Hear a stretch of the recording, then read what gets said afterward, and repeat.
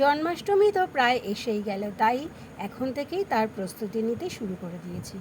আমি বেশ কিছু ড্রেস মেটেরিয়ালস কিনে নিয়ে এসেছি। তার মধ্যে লাল ঘেঁষাটাই একটু বেশি কিনেছি, লাল আর হলুদ রঙটাই একটু বেশি আছে। এখানে লালের কালেকশানগুলো আগে দেখিয়ে নিলাম, তারপর দেখো সবুজের কালেকশান। আর এটা ভায়োলেট, ভায়োলেটটা খুব আমার কাছে আনকমন লেগেছে, তাই আমি এটা নিয়ে এসেছি। এটা ইয়েলো বেসের নিয়েছি। ইয়েলো বেসেরগুলো একটু বেশি হয়ে গেছে। আর তার কারণ হলো গোপাল সোনার মায়েরা ইয়েলো রঙটা পরাতেই বেশি পছন্দ করে গোপাল সোনাদের। তাদের বক্তব্য হলো যে হলুদ রঙে নাকি গোপাল সোনাদের বেশি সুন্দর লাগে দেখতে, আর গোপাল সোনাও নাকি হলুদ রঙের ড্রেস পরতেই বেশি ভালোবাসে। আর কিছু জরি লেসও নিয়ে নিয়েছি।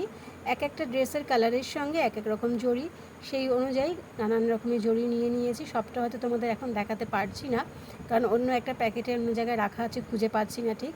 যে কটা হাতের কাছে পেলাম সে কটাই তোমাদের দেখাচ্ছি।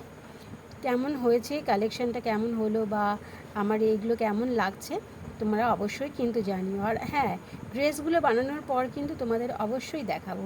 আর এই ফুলগুলো কিনেছি পাগড়ির জন্য, পাগড়ি বানানোর পর তাকে একটু ডেকোরেশন করতে এই ফুলগুলো লাগে। আর এই লেসটা নিয়েছি সুতির জামা যারা চায় তাদের জন্য।